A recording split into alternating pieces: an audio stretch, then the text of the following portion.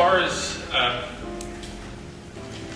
perhaps the most interesting news out is we do have the scores back from the April administration of the Alternative High School Assessment.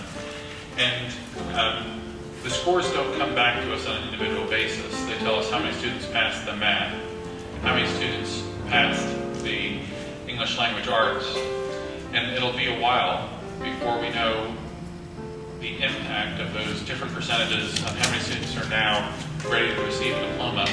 But I think a rough estimate would be about half of the students who didn't pass either the HESPA or the earlier administration of the Alternative High School Assessment have passed the second administration of the Alternative High School Assessment. They're all tests that we believe have great validity as being clear reflections of a student having the necessary skills.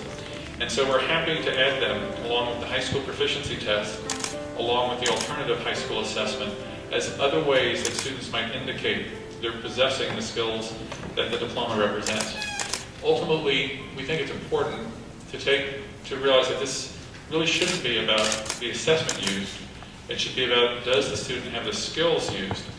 There are some instances where we believe, even with these many opportunities to demonstrate the basic skills required, that a student may have the skills but just frees up anytime you take a standardized test of any sort. High schools should know that when you had a more objective scoring of alternative high school assessments, you're going to have such large failure rates.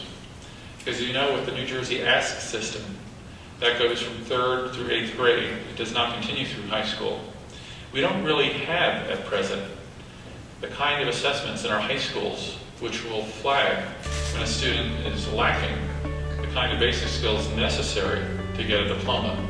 With our Race to the Top initiative, we'll be focusing on developing a far greater number of formative and summative assessments that will be available to New Jersey schools.